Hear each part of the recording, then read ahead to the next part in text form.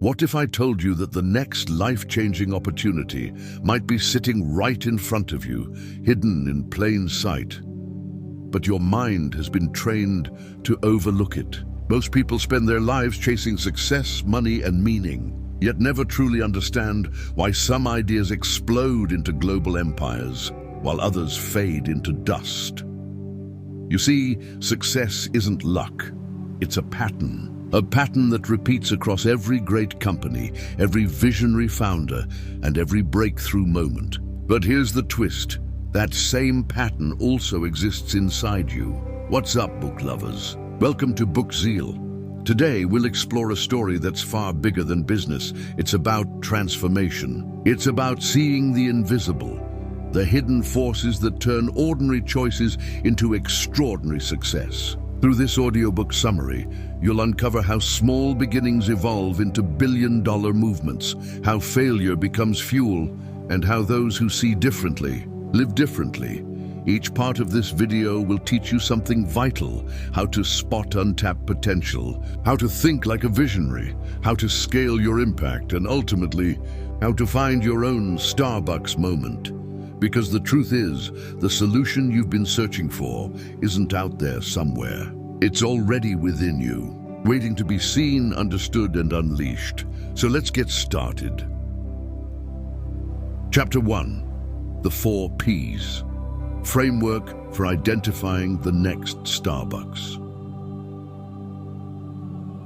There's a strange moment that happens before a revolution begins. It's quiet.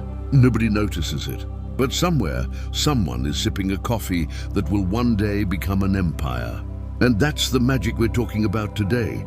How to see tomorrow's Starbucks before the rest of the world wakes up to it. Most people think success is luck, that rich investors just get lucky. But luck is just what it looks like from the outside. On the inside, it's pattern recognition, the ability to sense the hidden code running beneath the noise. The rich don't chase trends. They see signals where everyone else sees noise.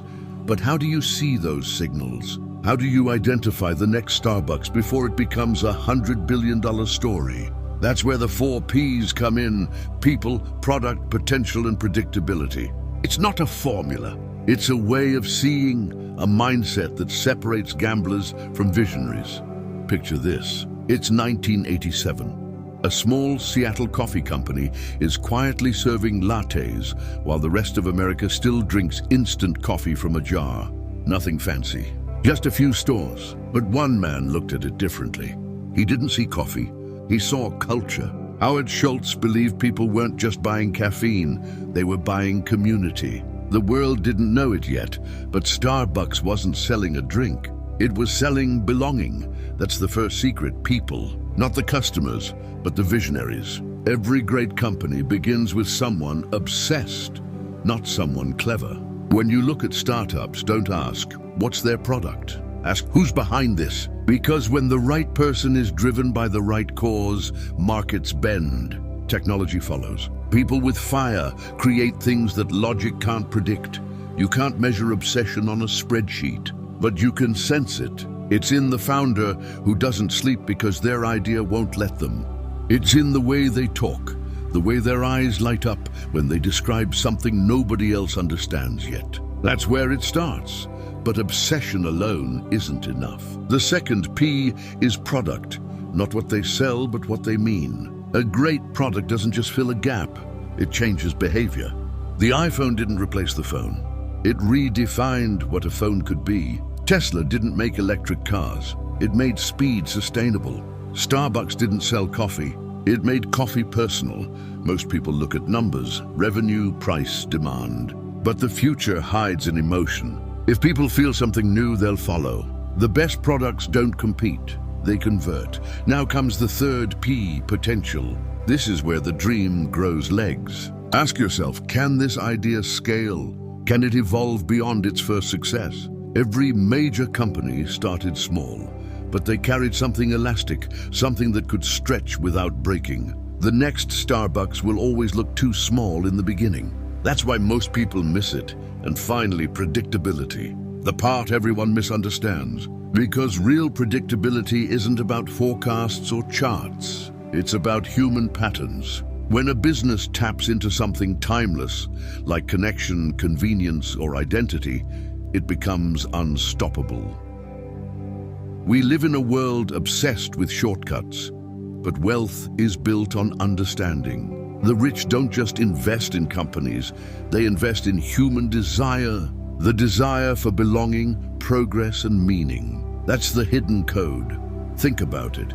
If you can see what people truly want before they realize it themselves, you can see the future. You stop chasing the next big thing and start predicting it. That's how great investors move. Not fast, deeply. The 4 Ps aren't about business at all. They're about awareness, about seeing with a quiet mind. When you stop running after success and start watching patterns unfold, everything slows down. The noise fades. Suddenly, what everyone else calls luck starts making sense. Because the truth is, the next Starbucks isn't hiding from you. It's waiting for you to wake up enough to see it. And that's where the real journey begins, not in markets or trends, but in your ability to observe without bias. That's the mind of a true investor, calm, aware, ready to catch the next wave before the crowd even sees the water moving. Chapter 2. People. Some people walk into a room and nothing changes. Others walk in and the air itself shifts. You can't explain it, but you feel it. That's the first sign of someone who changes the game. And when it comes to finding the next Starbucks, that feeling matters more than any financial report you'll ever read. Because behind every billion-dollar company, there's a person who refuses to see limits. The real secret of wealth isn't spotting the trend, it's spotting the human who creates it. People build dreams long before they build companies. There's a quiet energy that true founders carry. It's not loud, not polished, it's raw. They're not chasing money. They're chasing a vision that won't leave them alone. It haunts them, pushes them, reshapes their entire identity. That kind of obsession can't be faked, and it's the most valuable currency in the world. When Howard Schultz saw that tiny coffee shop in Seattle, he didn't just see espresso machines. He saw connection. When Elon Musk looked at the empty deserts of Nevada, he didn't see factories. He saw a future that needed to exist. Every great movement starts like that. One person, one impossible idea, and the courage to ignore everyone who laughs. But here's what most people get wrong. They look for perfect people. Investors love polished resumes, fancy degrees, confidence. But history shows the truth. Perfection doesn't create revolutions. Restlessness does. The kind of people who can't stay still until something new is born. That restlessness is the divine discomfort. It's the ache that drives the impossible. It's what separates a dreamer from a doer. The person who feels this ache doesn't ask, "Can I do it?" They ask, "How could I not?" Because something in them would die if they didn't try. If you want to find the next Starbucks, look for that kind of fire. You'll find it in garages, in small cafes, in dorm rooms at 3 a.m., where someone is building something that doesn't make sense yet. The great paradox of success is that the people who create it are rarely normal. They're misfits. They care too much. They take things personally. They fail harder than others, and they rise faster too. That's what you invest in, not their product, their persistence. Think about the early days of Amazon. Jeff Bezos wasn't the richest man alive. He was a guy driving packages to the post office himself. Nobody saw the trillion-dollar future, but the pattern was there. Relentless curiosity, a refusal to settle, an obsession with improvement that bordered on madness. And if you look closely, that's the same code that runs through every visionary. They're unreasonable in all the right ways. They don't ask permission from the world. They ask questions the world is afraid to ask. It's not about charisma or charm. It's about inner stillness, the ability to sit with chaos and still see clearly. That's what separates true leaders from loud ones. Anyone can talk about change. Very few can hold a vision long enough to create it. There's something spiritual about that kind of person, not in the religious sense, but in awareness. They don't live reactively. They live deliberately. They see life as a series of choices, not accidents. When they fall, they learn. When they succeed, they grow. Every event becomes fuel. That's why great investors don't just look at ideas, they look into eyes. They search for that rare stillness behind the chaos. Because when someone is deeply aligned with what they're building, no storm can break them. Markets crash, trends shift, they keep going. And yet here's the paradox: such people often look ordinary in the beginning. They don't always dress sharp or talk smooth. They might even seem scattered or naive. But underneath there's a pulse, a kind of grounded intensity, like a volcano that hasn't erupted yet. The world mistakes calmness for weakness. But in truth, calm people build empires, because calmness is not absence of passion, it's control of it. That's why you should always bet on the one who doesn't panic when things go wrong. That's where you find the builders of tomorrow. When you start noticing people this way, not for what they have, but for what they hold inside, you begin to see a different world. You realize that potential hides in plain sight, in conversations that feel too passionate, in ideas that sound too crazy, in eyes that don't look away when you talk about the future. Because sometimes the next Starbucks isn't a company waiting to be discovered. It's a person waiting to be believed in.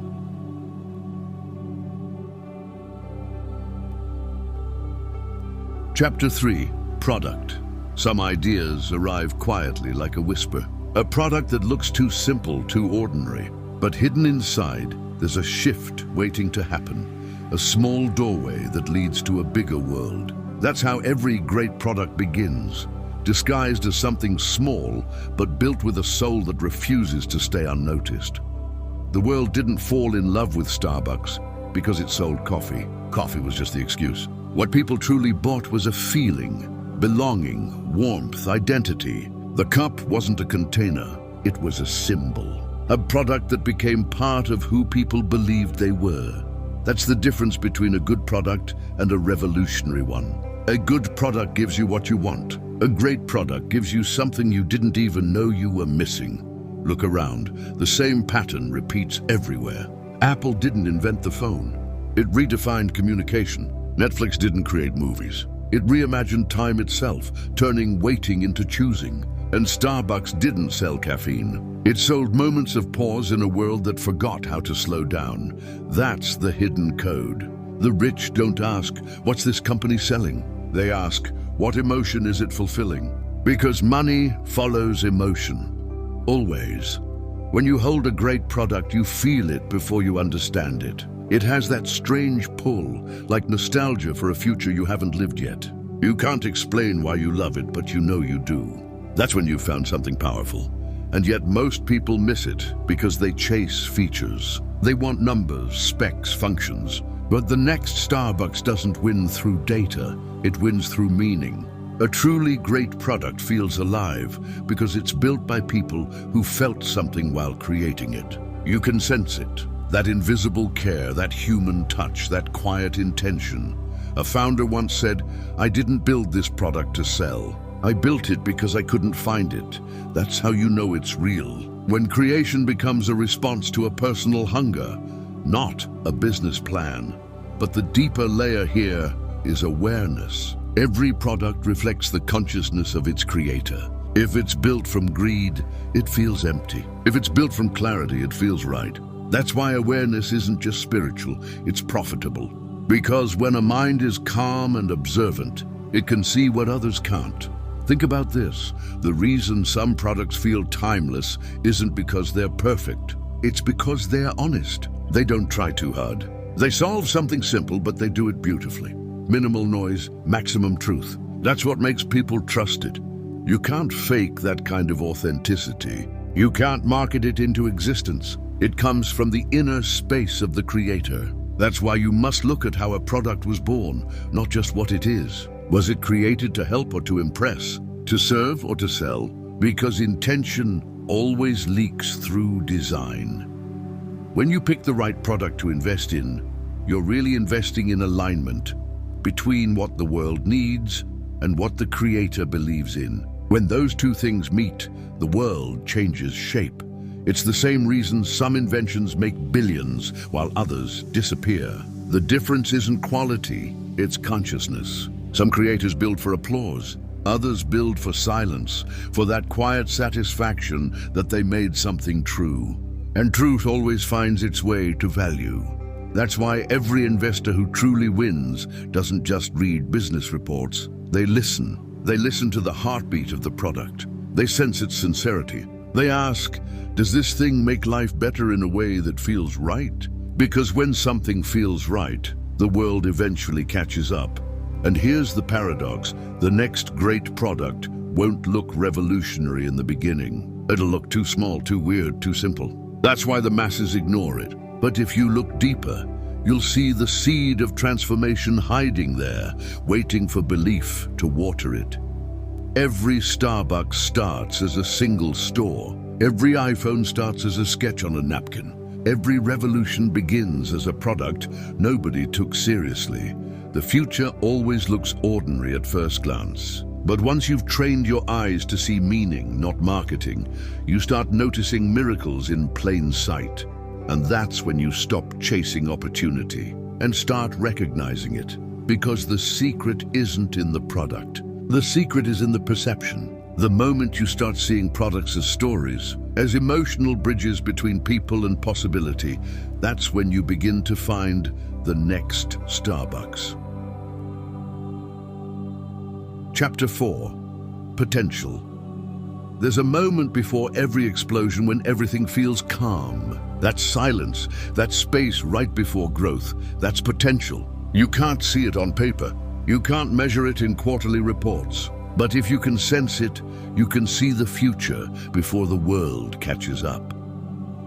Potential isn't about what something is. It's about what it can become. Most people never spot it because they're too busy judging the present. They look at where a company stands instead of where it's pointing. The rich, however, don't invest in what exists. They invest in what's becoming. Think of a seed. You can hold it in your hand, dismiss it as small and insignificant. But inside there's an entire forest waiting. The impatient mind sees a dot. The aware mind sees a universe. That's what potential is. Vision through silence. The next Starbucks will never look big in the beginning. It'll look fragile, uncertain, incomplete. That's the nature of everything destined to grow. Every masterpiece starts messy. Every empire starts unnoticed. Potential hides behind imperfection. Back in the early 90s, people thought Starbucks had hit its limit. Just another coffee shop, right? But those who understood potential saw something deeper. They saw culture spreading. They saw connection becoming commerce. That's the hidden code, seeing movement where others see stillness. Potential doesn't shout, it whispers. It shows itself through tiny clues. Loyal early customers, authentic energy, consistent evolution. The question is, can you quiet your mind enough to notice those whispers? Because you can't measure potential through noise. You sense it through stillness. There's a difference between ambition and potential. Ambition wants to win. Potential wants to grow. Ambition burns fast. Potential evolves slowly, patiently, silently. The best investors don't chase excitement. They wait, they listen. They understand that real growth happens like dawn, 1 degree of light at a time. And here's where most people lose. They want shortcuts. They want results without rhythm. But potential unfolds at its own pace. If you force it, you break it. The same is true for people, for companies, for life. You can't rush what's meant to mature. That's why the wise investor isn't just looking for speed. They're looking for direction. They study the company's energy. Is it expanding or just reacting? Because some businesses grow in numbers but shrink in depth. Others might move slowly, but everything they do has gravity. It's like music. Some notes are loud but empty. Others are soft but eternal. The same applies to ideas. You don't need volume to know something will matter. You just need to feel its truth. Potential often hides behind failure too. Every great company you admire today went through ridicule, rejection, and near collapse. But they didn't stop because their potential hadn't finished unfolding. Most people see failure as an end. The wise see it as pressure-shaping diamonds. And here's the paradox. To truly recognize potential, you need humility. You must accept that your logical mind can't see everything. You need to observe like a child, not a critic. Because the mind that already knows can't discover, but the one that watches with curiosity can see the invisible. The rich aren't just risk takers. They're pattern readers.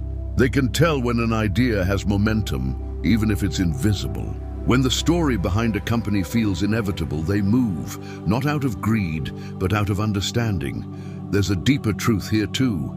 Potential is never external. It's a mirror. You see in others what you've awakened in yourself. That's why some people miss opportunity after opportunity, not because it wasn't there, but because their own vision was still asleep.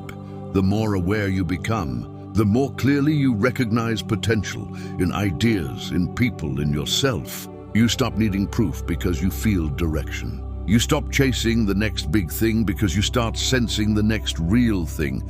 And that's when investing turns into something sacred, a dance between patience and insight. You're not trying to predict. You're allowing yourself to perceive, because ultimately, the greatest return isn't on money. It's on awareness, the ability to notice life's unfolding patterns before they make headlines. The courage to trust your intuition when logic hesitates. That's the kind of vision that finds the next Starbucks, not through luck, but through stillness.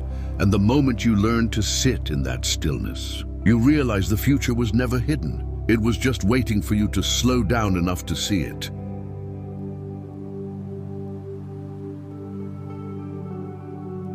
Chapter 5, The Baby Boom Bubble, The Power of Demographics. Every wave begins long before it touches the shore. You don't see it forming, but deep under the surface, the ocean is already moving. That's exactly how demographic power works. The next Starbucks doesn't rise in a boardroom. It rises in the collective rhythm of generations.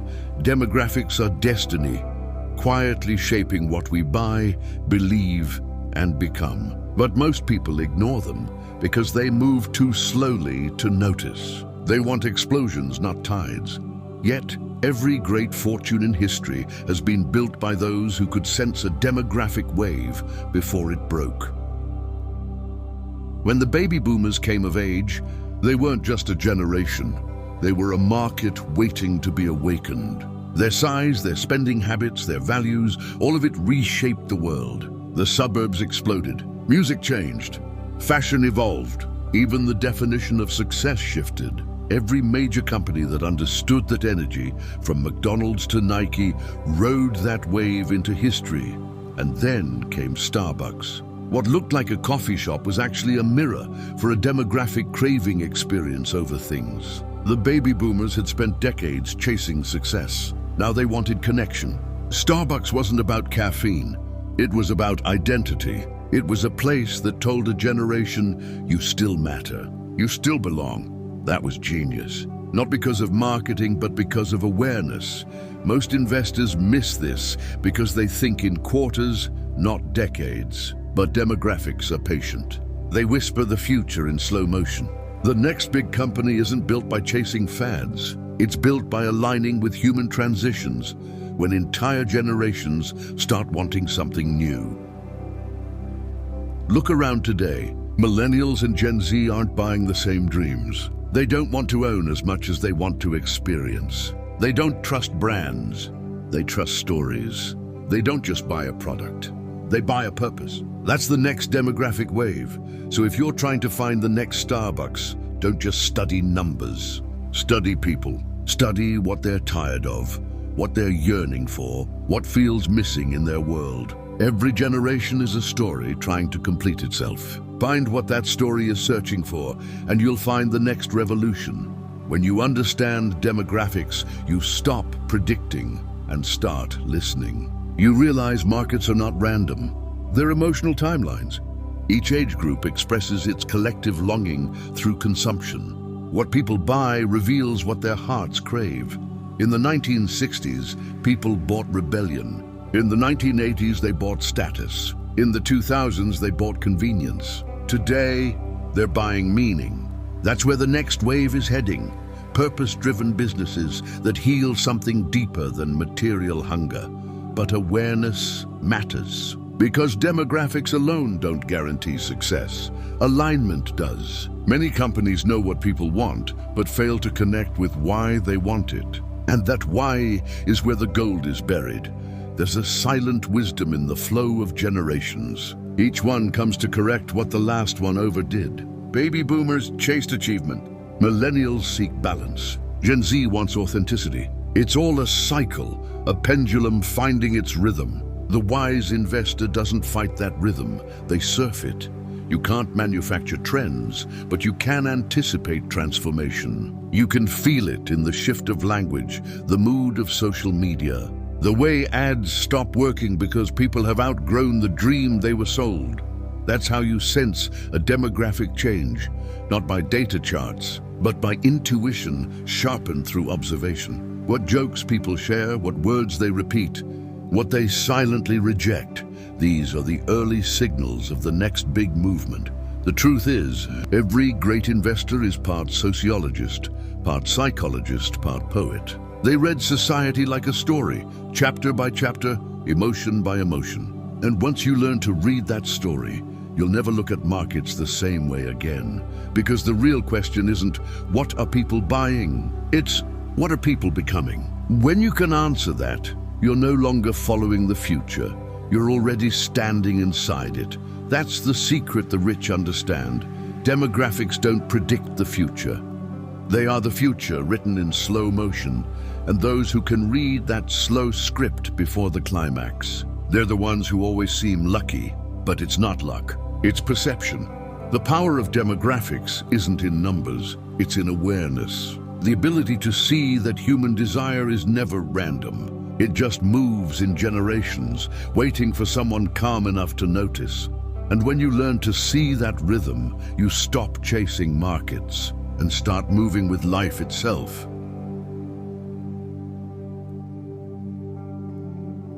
Chapter 6: The Age of the Internet. There was a time when opportunity traveled slowly.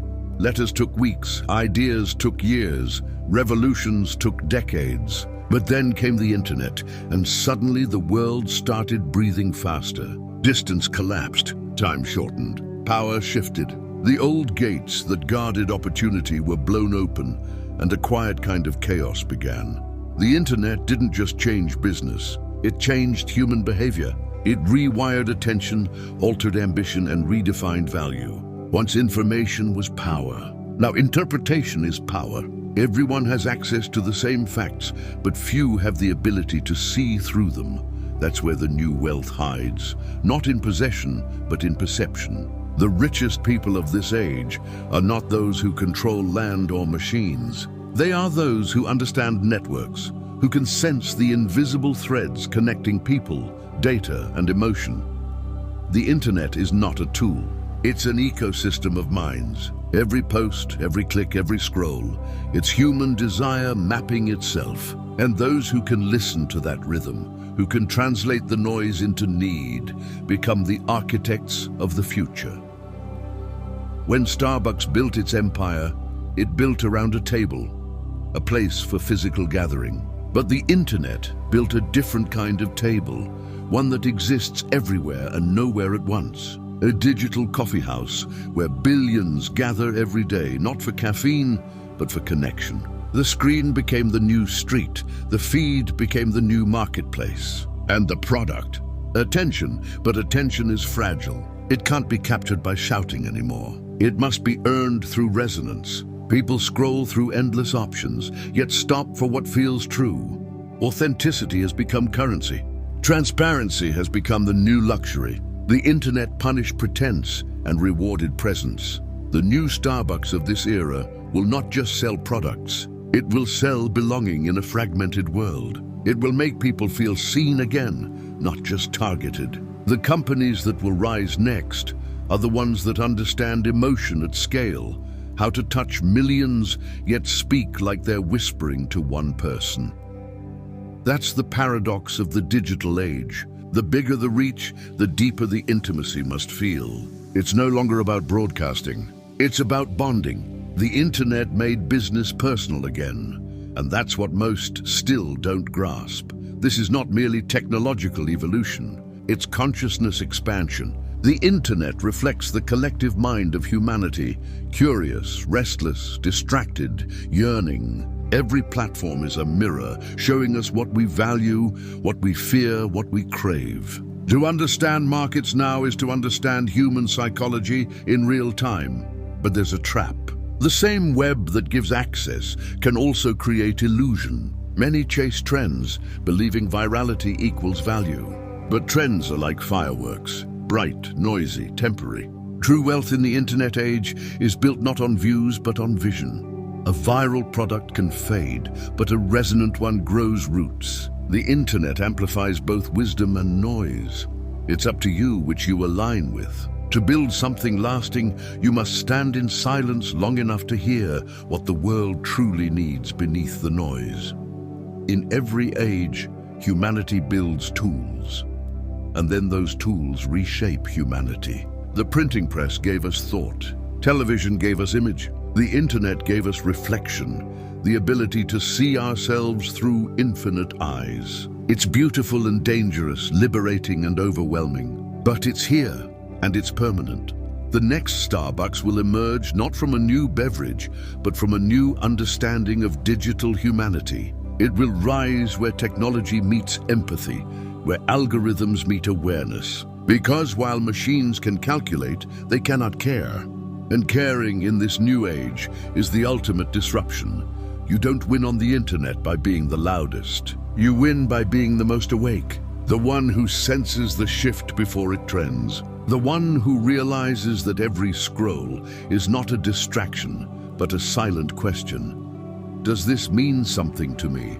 The internet has turned consumption into communication. Every purchase, every like, every follow, it's a conversation between a soul and a system. The future belongs to those who can make that conversation honest. And maybe that's the great irony of this digital era. We built machines to connect us, but we're all still searching for something real.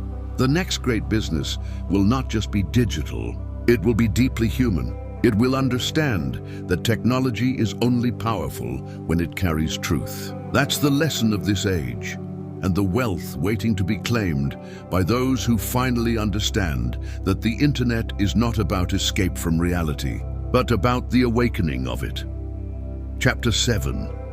Globalization. The story of wealth has always been the story of borders. Who can cross them? Who can't? And who builds bridges when everyone else builds walls? But something extraordinary happened when the invisible hand of the internet met the open veins of globalization. Money stopped traveling on ships and started moving at the speed of thought. Today, an idea born in a college dorm can reach a village in Africa by sunrise. A design from Seoul can inspire a startup in Austin before lunch. A single viral video can ignite revolutions, markets, and movements, all in one heartbeat. The map has been redrawn, not by politicians, but by possibility. Yet globalization is not merely about access. It's about awareness. The rich of this new world are not those who own the most, but those who understand the most. They read the pulse of cultures, the shifts in values, the whispers of distant economies, long before others even noticed the sound. The old investors used to ask, where is growth? The new investors ask, where is consciousness expanding? Because growth now follows awareness. A brand can no longer belong to a country. It must belong to a mindset. Apple is not American anymore, and it's universal. Netflix doesn't sell shows. It sells shared emotion. Globalization isn't just trade, it's transmission of ideas, desires, and dreams. But globalization also demands humility. You can't dominate what you don't understand. Every culture carries a code, a rhythm of belief and behavior.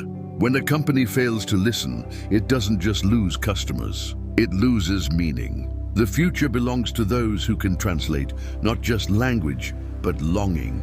This is where most investors fail. They look at charts when they should be listening to stories. They analyze data when they should be sensing desire. The next Starbucks won't just capture a market. It will capture a moment that the entire planet feels. Globalization is not a race to be everywhere. It's the art of being relevant anywhere. The brand that will thrive globally is the one that understands the local soul. It won't impose identity. It will reflect it. It will not colonize. It will collaborate. And yet, beneath all this movement lies a quiet paradox. The world has never been more connected, but people have never felt more isolated. Globalization has given us access to everyone, but connection to no one. That's the emotional gap the next generation of innovators must fill. The next Starbucks will not just sell coffee across continents. It will sell belonging across cultures. It will remind people that while our languages differ, our longings do not. The human heart beats the same in every time zone. To invest in globalization is to invest in empathy. Because without empathy, global expansion becomes extraction. The great entrepreneurs of this era are not conquerors.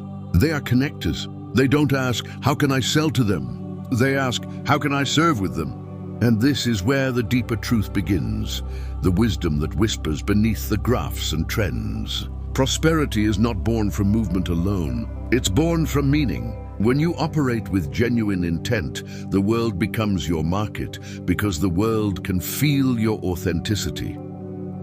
Look closely, and you'll see that globalization is not just an economic force. It's a mirror. It reflects who we are when no one is watching. It exposes our greed, but also our grace. It magnifies our hunger for wealth, but also our hunger for unity. The hidden code of the rich is not about exploiting the global system. It's about expanding human understanding. They see every culture as a teacher, every border as a bridge. They don't ask how much they can extract. They ask how much they can elevate. And that's the great revelation. In the age of globalization, wealth is no longer local, but neither is wisdom. A product can be made anywhere, but purpose must come from everywhere. The investors of the future will not just fund businesses, they will fund balance between progress and preservation, speed and stillness, profit and peace. They will understand that every global move must begin with an inner stillness, because without that, expansion becomes chaos. The truly rich understand that the world doesn't need another empire. It needs alignment. The next wave of wealth will come not from conquering new lands, but from uniting old hearts. Globalization is not the death of individuality. It's the invitation to rediscover it in others. When you look at the world now, it's easy to see complexity. But beneath that complexity is simplicity, the same pulse, the same desire to create, to connect, to contribute. And those who invest with that awareness don't just find the next Starbucks, they become it. Because in the end, the richest are not those who own the world, but those who understand that the world itself is one living organism, and every investment, every innovation, every interaction either heals it or harms it.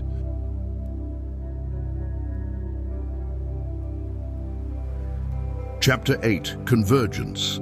It always begins quietly, not with fireworks or headlines, but with small signals. Tiny dots floating in different corners of the world, unaware that they're about to connect. That's how every revolution begins, not with one big invention, but with the meeting of many ideas that were never supposed to meet. That's convergence. It's what happens when technology meets humanity, when innovation meets intuition, when logic shakes hands with longing. The next Starbucks isn't born from a single genius. It's born where multiple streams of thought collide to create something the world didn't know it needed until it arrived. Once, the world was divided into boxes. Finance here, entertainment there, education somewhere far away. Now those walls are gone. Learning looks like gaming. Shopping feels like scrolling. And work, well, half the time, it doesn't even feel like work anymore. Everything's merging, melting, reforming. Look at your phone for a second. It's not a phone. It's a theater, a university, a bank, a therapist, a marketplace, a passport. That's the power of convergence, the ability to make complexity invisible. The best products don't add more things. They remove the unnecessary until only the essential remains. And investors who understand this see patterns before anyone else. They notice when two unrelated industries start whispering the same story. Like when fashion became technology through wearable devices, or when cars became software through self-driving systems. Convergence is where the magic lives and where the fortune hides. But convergence isn't just external, it's deeply internal too. The people who create extraordinary companies are not just engineers or artists. They are both. They blend precision with passion, numbers with narratives. That's why the next wave of billion-dollar ideas won't come from one field alone. They'll come from the spaces between them. Still, there's a deeper layer beneath all this. Convergence isn't just about industries merging. It's about human evolution, catching up to its own potential.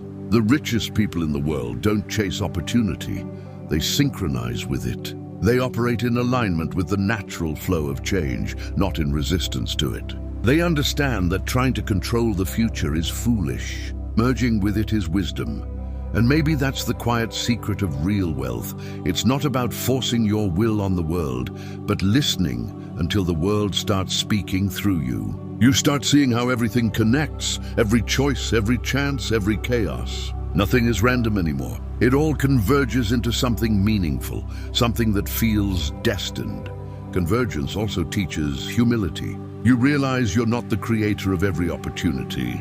You're the participant. You're a part of something much larger, an unfolding that no one person can claim. And when you move with that awareness, decisions become lighter. You stop chasing timing and start trusting rhythm. But let's bring it down to the ground for a moment. In markets, convergence means this. Technology, media, finance, and lifestyle are blending into ecosystems. The companies of the future won't sell one product. They'll sell a world. Amazon isn't a retailer, it's a reality. Tesla isn't a car company, it's an ideology. Starbucks isn't coffee, it's community. That's the formula the next great investor must decode. Not which stock will rise, but which world will rise. Because the real money lies in movements, not markets. The investors who spot convergence early are the ones who understand that the future doesn't arrive. It emerges quietly from connections that others overlook. There's a kind of poetry in how this works. Just like in nature, everything eventually returns to unity. The same water that rises as mist becomes rain, river, and ocean again. The same energy that powers a thought can power an entire civilization. That's convergence. The universe reminding us that separation was always an illusion. And here's where the inner realization comes in. Convergence isn't just something happening in the world. It's happening inside you. Every contradiction, every confusion, every scattered dream, it's all trying to come together. The chaos you feel isn't a sign of collapse. It's a sign of creation. You're evolving into a version of yourself that can hold more, see more, be more. When you start understanding convergence as both an investment principle and a life principle, everything changes. You stop seeing business as numbers, and you start seeing it as a reflection of consciousness. The products we build are extensions of the patterns we live. When our inner world converges, purpose with discipline, clarity with curiosity, our outer world follows. That's the essence of this chapter. The next Starbucks won't just connect customers to caffeine. It will connect consciousness to commerce. It will make profit feel like participation in something larger than the self. It will show us that wealth isn't created by competition, but by collaboration, by the merging of brilliance across boundaries. Because, in the end, convergence is not the future. It's the present revealing what's possible when we finally stop living in fragments. The investors who see that are not just making money. They're shaping meaning. And meaning, my friend, is the new currency of the rich. Chapter 9. The Art of the Deal, the life cycle of a great growth company. It starts with an idea so fragile it could be crushed by a single doubt. Something that lives quietly in the back of someone's mind, almost embarrassed to exist. The funny thing about great companies is that they rarely begin with greatness. They begin with obsession, with one person unable to let go of a thought that won't stop whispering there has to be a better way. Every great company you admire today, Apple, Netflix, Tesla, Starbucks, once looked ridiculous, too risky, too niche, too early. The world called them foolish until it started calling them inevitable. That's the art of the deal, not the transaction, but the transformation, because deals don't start in boardrooms. They start in the human heart. Someone dares to believe that what seems small could someday touch millions. That belief attracts energy, resources, people, and slowly, a seed becomes a system. But here's where most people misunderstand growth. They think a company's journey is linear, step by step bigger each year. It's not. It's cyclical. Every growth company moves through seasons like life itself. Spring is excitement. Summer is expansion. Autumn is reflection. Winter is recalibration. And only those who understand this rhythm survive long enough to bloom again. During the early spring, when the vision is just taking shape, deals are built on faith, not figures. Investors bet on the founder's fire, that spark in their eyes that says, "I'll build this even if no one joins me." That's the people phase of the 4 Ps, and without it, no product or potential can save the business. As the company grows, the deal shifts from belief to balance. Now the founder must learn what every visionary eventually learns, that passion without structure is chaos. The art of the deal is learning when to let go, when to bring in people smarter than you, when to stop chasing every shiny opportunity and double down on what the world actually loves about you. And then comes the golden phase, momentum. The world starts noticing. Customers become fans. Investors start knocking. Journalists write headlines. This is when most companies lose their soul. Success makes them forget what started it all. The hunger, the humility, the human story behind the brand. That's why the richest founders aren't the ones who just scale fast. They're the ones who scale soulfully. A great deal isn't about squeezing the maximum profit. It's about designing longevity. It's about asking, can this still matter 20 years from now? When you build only for valuation, your empire rots in silence. But when you build for value, it grows roots so deep that even storms become teachers. Here's the truth. No spreadsheet can capture.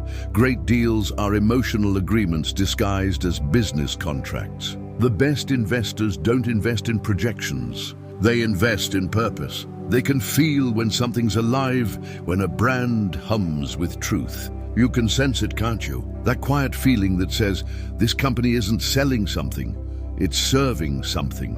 But to reach that point, every founder faces their winter, the collapse. The market shifts, funding dries up, the headlines turn. Everything that looked golden now feels gone. That's when the true test begins. Not how much money they made, but how much meaning they kept.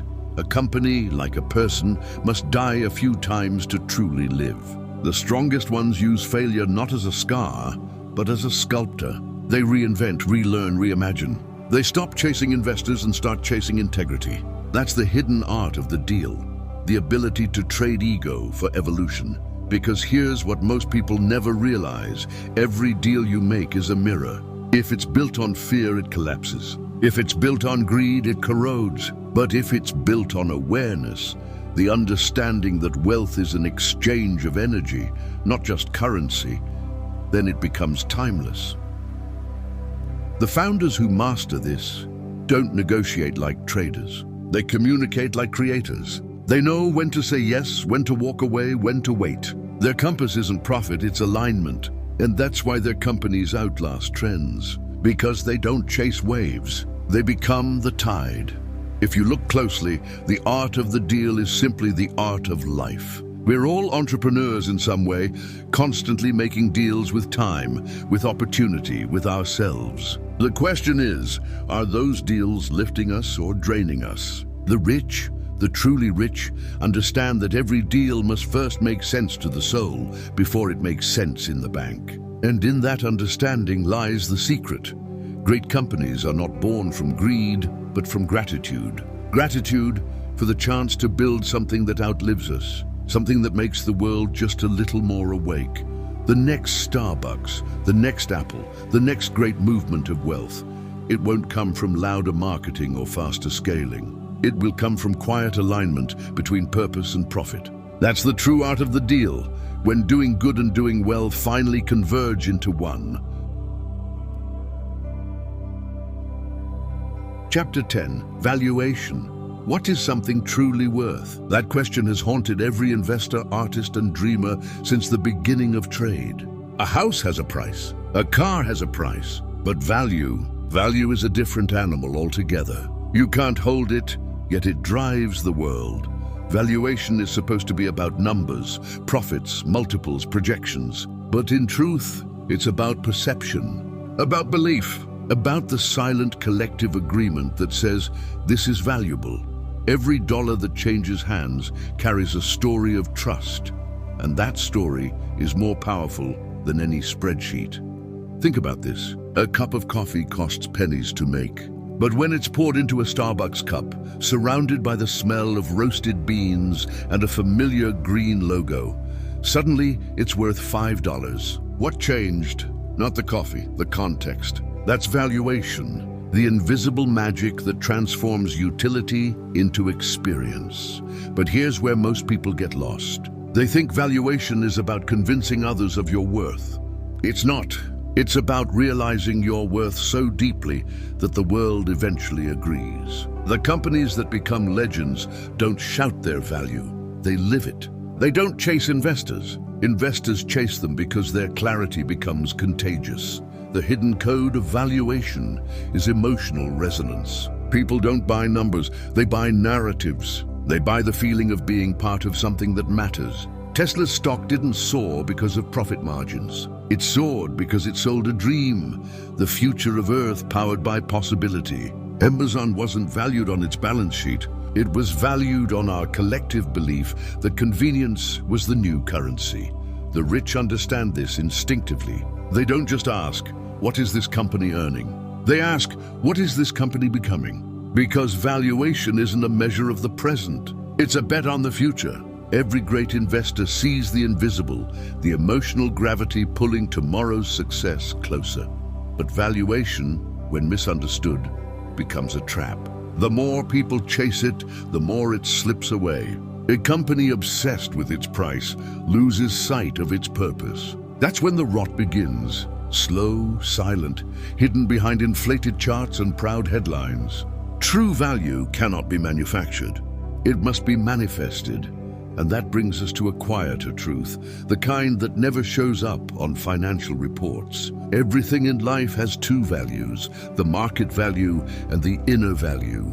The market value changes daily. The inner value, that stays until you forget it. The richest people in the world measure both. They know when to sell, but more importantly, they know what never to sell, their clarity, their integrity, their why. In a strange way, valuation reflects consciousness. When the world becomes obsessed with price, it loses depth. But when it starts valuing meaning again, everything changes. Companies that serve the human need to feel seen, connected, alive, they rise faster and last longer. Because their value isn't tied to volatility, it's tied to vitality. That's why the next Starbucks won't be the one with the fanciest stores or the flashiest tech. It'll be the one that makes people feel something real again. In a world addicted to noise, authenticity becomes priceless. Valuation isn't about how loud you are, it's about how true you are. Investors sense it the moment they walk in. Consumers sense it the moment they engage. It's energy. If a company's story feels aligned with its purpose, its worth multiplies beyond logic. That's why faith often outpaces finance, because humans invest in emotion long before they invest in equity. But the greatest illusion of modern business is this, that valuation is created outside. It isn't. It starts inside, in the founder's conviction, in the team's shared heartbeat, in the consistency between what they say and what they do. The market just mirrors that back. In a deeper sense, valuation is spiritual math. Whatever you give the world multiplies. Whatever you hoard decays. When a company gives meaning, care, and quality, its value compounds silently. When it starts taking more than it gives, its value erodes no matter what the numbers say. The wise founders understand that valuation isn't a destination, it's a reflection of energy, intent, and integrity. You can fake it for a quarter, maybe a year, but truth always catches up, because the market may be rational in the long run, but the human heart is instant. It knows when something's off. That's why valuation must never be the goal. It's the result of clarity, of courage, of staying rooted when the world demands shortcuts. It's the echo of authenticity in an age of imitation. And maybe that's the final secret of the rich. They don't chase numbers, they chase alignment. They know that if they stay true to the essence, the market will eventually correct itself to match that truth. So when you ask, what is it worth? Remember, the answer isn't in the price tag. It's in the pulse, because real value isn't measured in dollars or charts. It's measured in the difference it makes to human lives. And in that moment, you realize something profound. Valuation isn't about counting wealth. It's about creating worth. That's the final lesson in finding the next Starbucks. The greatest investments aren't in companies, but in consciousness. When the world catches up to that truth, money won't just multiply, meaning will.